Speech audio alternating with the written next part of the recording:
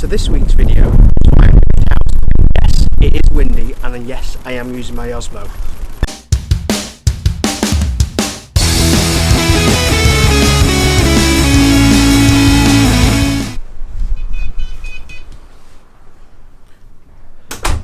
So, a lot of people might know this if they know me well, and some people know this who talk to me on the forum.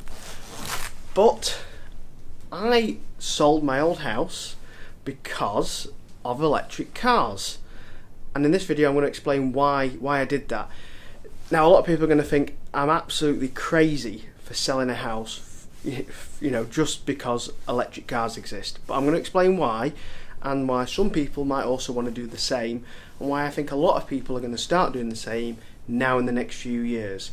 So let me just put this down while I take my coat off. So let me explain my reasoning behind why I sold my old house and bought a new house because of the electric car. I didn't have an electric car at the time, so it's not like I had to sell my house. But just to explain what happened, I used to live in a terraced house. I'll tell you what, it's a lot easier if I put the camera down and talk to you while I'm getting used to the Osmo.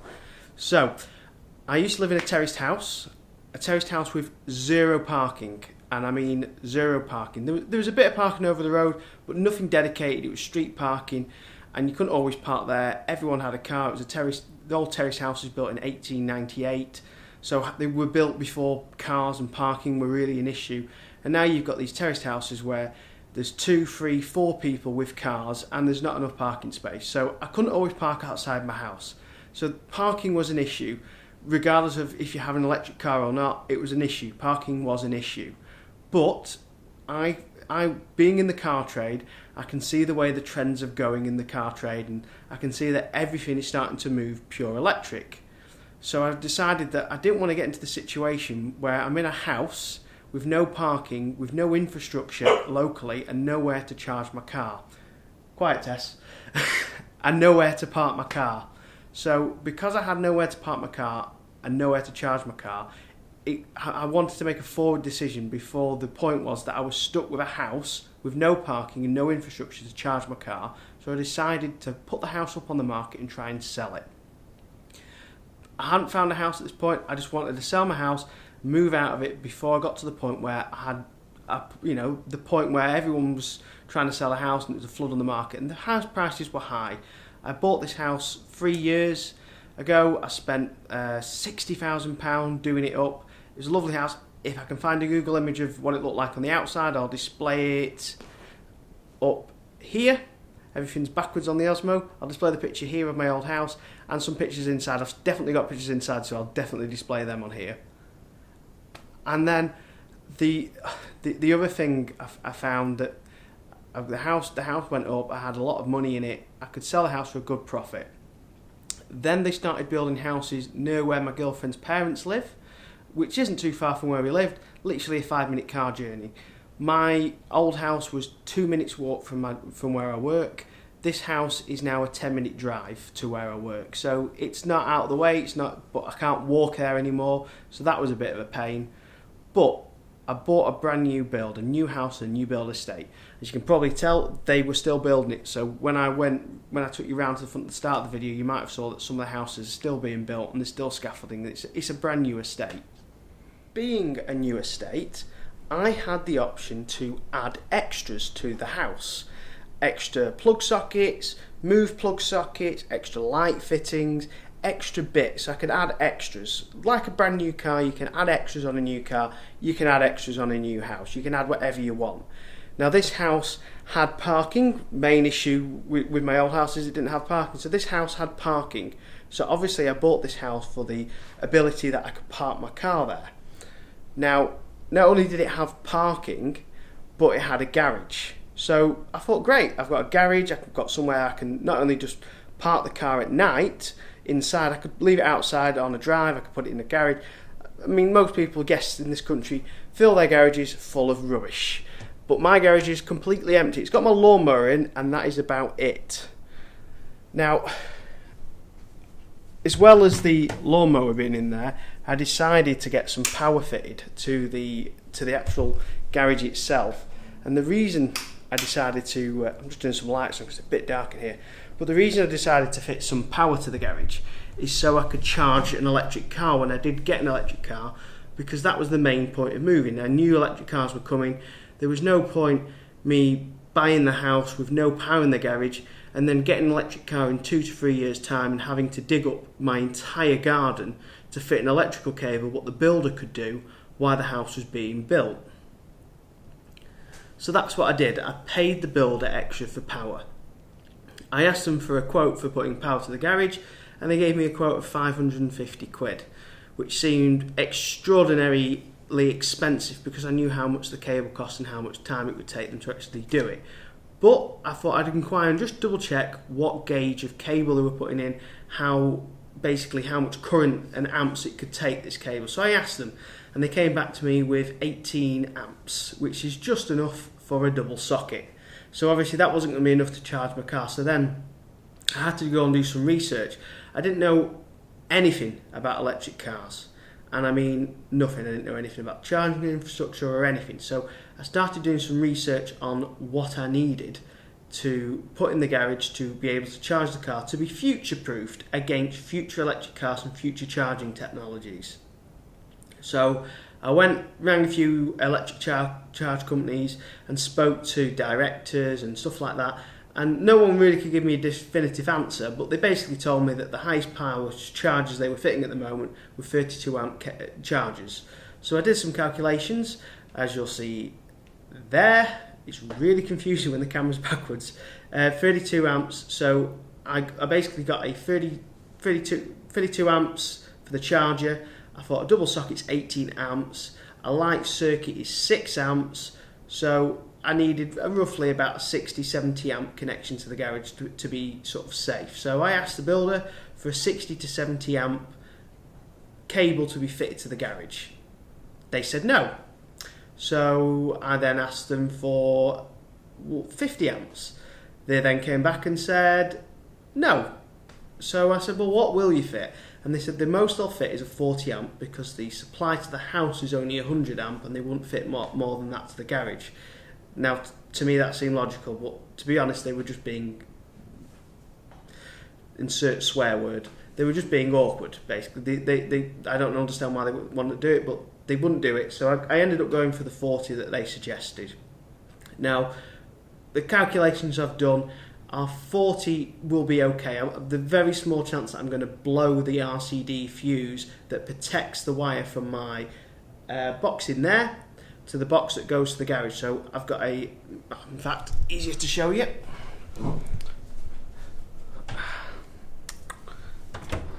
So, fluffy mic. I've got a RCD fuse board here, and this RCD fuse board is garage. So I don't know if you can see that clearly. You can't really see it clearly, but that one says garage, and it's a 40 amp RCD, and that protects the wire. That protects the wire that goes from the house to the garage.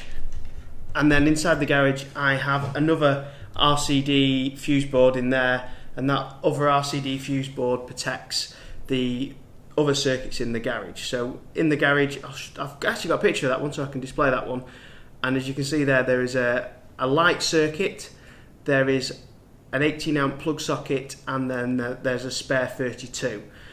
Now realistically, you're not going to have a full 40 amps being pulled from the garage, because if the electric car charges on, that's 32 amps.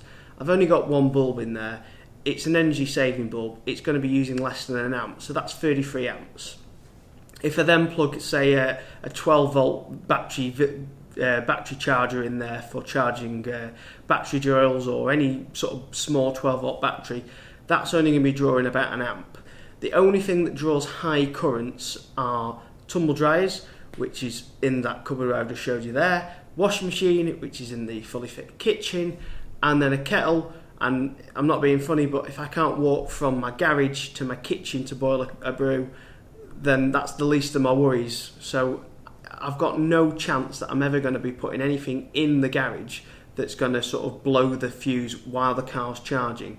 I've got outside sockets for the lawnmowers, which I haven't got a garden at the moment. Like I said, It's a new house. I've stretched myself to buy this house because I wanted to get ahead of the trend. Now, the video I said at the start that I'm going to tell you why I think you should do this.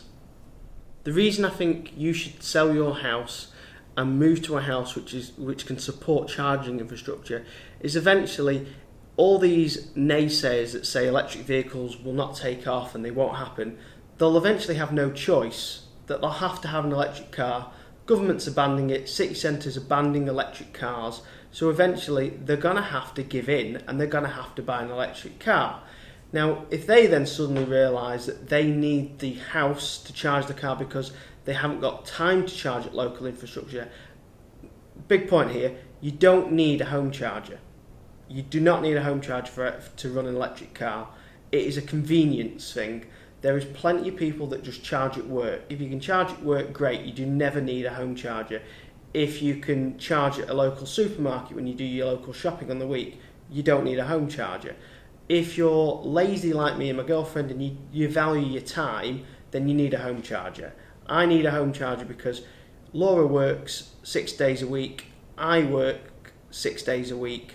Laura can only charge a car when she comes home from work. There's no charging infrastructure near where she works. She can't even park outside work. She has to park on the street because the car parking fees are so high. So there's no local infrastructure there for her. There's nowhere for her to park and charge. I could physically take the car to work and charge at work, but then we'd go flat. Laura needs to charge a car roughly every 4 days, which, yes, if we had plenty of time, we could move around an electric car, we could make it work in our life, but I value my half an hour's worth of time each week. I want that hour to spend with Laura, to spend walking my dog, to spend together. I don't really want to spend it going somewhere like a shopping place to go and charge up. I live in the country. I moved to the country so I could enjoy country air and country walks. So if you value your time same as me, and these naysayers will definitely value their time, because if they can't move to an electric car now, they're never going to move. So if you value your time, it's a very good time now to think about putting your house on the market, and if this is only if you haven't got parking or places where infrastructure could be fitted, and move to a house with parking and infrastructure. There is a possible chance that the technology and infrastructure will improve rapidly soon. There's going to be more charging lamps. There's going to be more. Probably the government are going to probably review laws about putting charge posts outside someone's house when they don't own the land, if it's council land. Stuff like that will be looked into. But same for where I used to live. There is 3 people with cars in each house, in 2-bed houses. There's not enough room for parking. If the council only fit 5 chargers and there's 20 people with cars on that road, you're not going to be able to charge all the time. And people are selfish and will plug in every single day, even if they don't need a charge. People block electric car chargers now, and they don't even have, there's electric car drivers that park in electric EV charging spots and don't plug in. Why? Why would you park in an EV charging spot? Do another video about that. It really makes me angry. A lot of people I know get really peed off with it. It annoys me more that electric car owners park in EV charging spots and don't charge than people who drive combustion engine cars and park there, because they're just thick and don't understand. But people who drive electric cars should understand. So back to what I was saying. If you can afford to buy a new house, I'm not saying you should force yourself to buy a house and stretch through it if you can't afford it. If you can afford to move a new house and you'd like to move, start looking now for somewhere with infrastructure that can charge an electric car. It's a good idea to move now. It's a good idea to start looking at it early. The earlier you look at it, the quicker you get above the trend. As soon as everyone wants to start doing it, house prices with places for infrastructure will rise. Fact. Now, this estate where I live used to be a commercial estate, so there is a very, very possibility that I could put three-phase power in the future because the infrastructure is in the grid around here, because it was a very busy factory. So there is infrastructure on this site for three-phase power. I've only got one phase, but it will be something I will consider in the future. Thanks very much for watching. Please give this video a thumbs up and subscribe at the bottom. I'll see you again next week for my video. Thanks very much for watching. See you again soon. Bye.